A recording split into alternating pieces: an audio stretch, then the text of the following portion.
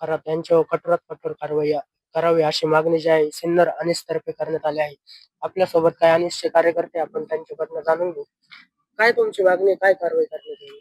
महाराष्ट्र अंधश्रद्धा निर्मूलन समिती ती आजपर्यंत समाजात जे भोंदूगिरी करतात, मंत्र तंत्र आणि धर्माच्या नावावर जे भोंदूगिरी चालते त्याला आळा घालण्यासाठी जो महाराष्ट्र अंधश्रद्धा निर्मूलन जादूटोणा विरोधी कायदा 2013 मध्ये संमत झाला, त्याची कडक आणि प्रभावी अंमलबजावणी केल्यास केवळ कॅप्टन खरातच नव्हे तर त्याबरोबर अनेक जे महाराष्ट्रात जे भोंदूगिरी करतात किंवा महिलांचे शोषण करतात, आर्थिक मानसिक सर्व प्रकारचे शोषण करून समाजाला वेठीस धरतात, अशा या बंडखोरी करणाऱ्या महाराजांवर किंवा तथाकथित साधू किंवा महाराजांवर कडक कारवाई या कायद्याअंतर्गत व्हावी अशी आनीची मागणी आहे.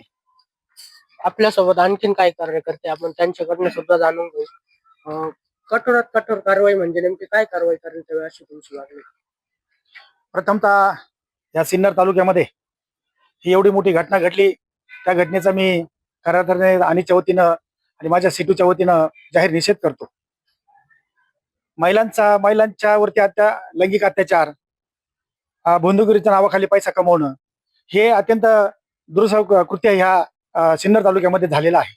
आणि हे जे कृत्य करणारे आहे त्यांना तिचे अशोक खरात नावाची व्यक्ती आहे, याच्यावरती कठोरातली कठोर शिक्षा व्हावी यासाठी आम्ही आदरणीय तहसीलदार साहेबांना, प्रांत साहेबांना देखील निवेदन दिलेलं आहे. त्याच्यामध्ये कठोरातली कठोर शिक्षा म्हणजे यांना जन्मठेप व्हावी. यांना जन्मठेप होऊन जोपर्यंत यांना जर जन्मठेप झाली तर जे बाकीचे बंधू बाबा आहे ते पण बिळातनं बाहेर आल्याशिवाय राहणार नाही आणि त्यांच्यावरती कारवाई झाल्याशिवाय राहणार नाही याची आम्हाला खात्री आहे. टोनाविरोधी कायदा आहे, जादू टोनाविरोधी कायदा संमत होऊन सुद्धा या अशा बाबांना कुठल्या प्रकारचं भीती, लोकांना भीती राहिलेली नाही आहे. म्हणजे या जादू टोनाविरोधी कायद्याची कडक अंमलबजावणी या महाराष्ट्रामध्ये होत नाही असं आमच्या लक्षात आलेलं आहे. या महाराष्ट्रामध्ये असंख्य असे बंधू बसलेले आहेत, लोकांना लुटायला बसलेले आहेत, महिलांना लुटायला बसलेले आहेत. आता तुम्ही बघितलं असेल, तुमच्याच माध्यमातून आम्हाला समजलेलं आहे की वसईमध्ये सुद्धा एक ऋषिकेश वैद्य नावाचा बंधू सापडलेला आहे, त्याच्यावरती गुन्हा दाखल झाला, त्याला अटक झाली. याच्या अगोदर आपण बघितलेला आहे आसाराम सारखा माणूस त्या ठिकाणी महिलांची छेडछाड करून त्यांचं लैंगिक शोषण केलेलं आहे. राम रहीम सारखा माणूस त्याच्यामध्ये समोर आलेला आहे. म्हणून आमचं या ठिकाणी म्हणणं आहे, शासनाला आमचं म्हणणं आहे किंवा जनतेला आमचं म्हणणं आहे, एक वेळेला गावामध्ये मंदिर नसलं तर चालेल, पण ज्ञान मंदिर पाहिजे. कारण ज्ञान मंदिरातून doctor Babasaheb Ambedkar, doctor APJ Abdul Kalam तयार होतात आणि मंदिरातून आसाराम, राम रहीम आणि अशोक खरात तयार होतात. म्हणून हे लोकांनी समजून घेतलं पाहिजे. मंदिरात न जाता माझं स्पष्ट या सर्व राजकीय पुढाऱ्यांना आव्हान आहे की ज्यांनी तुम्हाला जगायचा अधिकार दिला, ज्यांनी तुम्हाला खाण्यापिण्याचा अधिकार दिला, ज्यांनी तुम्हाला संविधान दिलं, ज्यांनी तुम्हाला शिक्षणाचा अधिकार दिला, ज्यांनी तुम्हाला स्वराज्य निर्माण करून दिलं, त्यांच्या समोर तुम्ही नतमस्तक व्हा. या बंधूंच्या समोर नतमस्तक होऊ नका ही माझी तुम्हाला कळकळीची विनंती आहे. कारण हे बंधू हे संपूर्णपणे आपल्या पोटाची खळगी भरण्यासाठी नव्हे तर पैशाचं गडगंज संपत्ती कमवण्यासाठी हे बंधुगिरी करत असतात. आणि याही पुढे असे अनेक आसाराम आणि राम रहीम आणि हा अशोक खरात सारखे बंधू आपल्याला दिसणार आहे.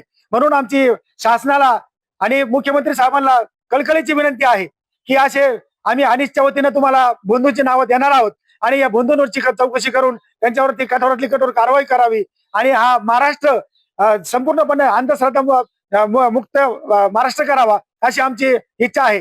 कारण आम्ही आमच्या दैनंदिन जीवनामध्ये काम करत असताना अनेक प्रकारचे बंधू बाबा बघतो, आणि त्याच्यामध्ये बंधूंच्या नादी लागून आमचे अंधभक्त तयार होतात आणि अंधभक्त तयार झाले की संपूर्ण देशाचं, संपूर्ण राज्याचं, संपूर्ण तालुक्याचं नुकसान होऊन जातं.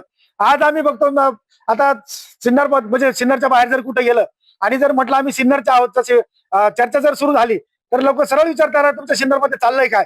तुमच्या सिन्नरमध्ये असे बंधू बाबा निर्माण होतात कसे काय?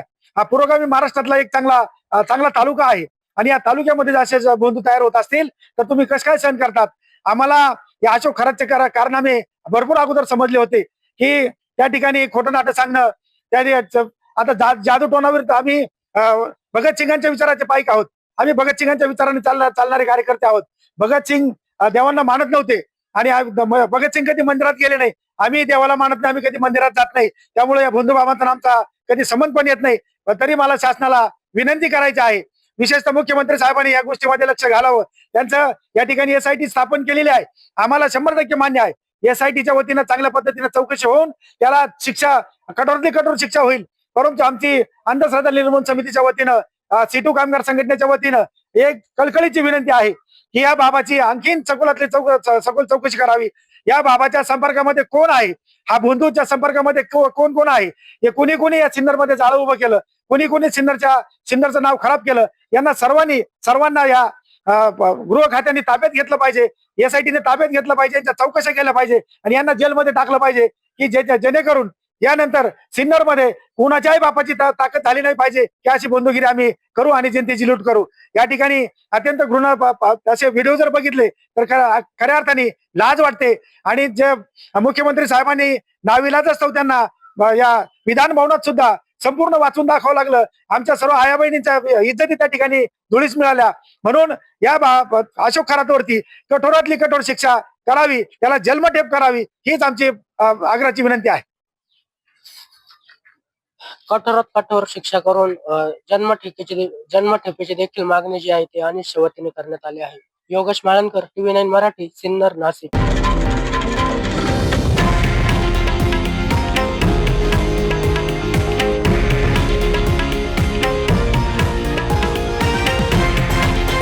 हे आहे देशातील नंबर 1 न्यूज नेटवर्क आणि आपण पाहत आहात TV9 मराठी, एकमेव.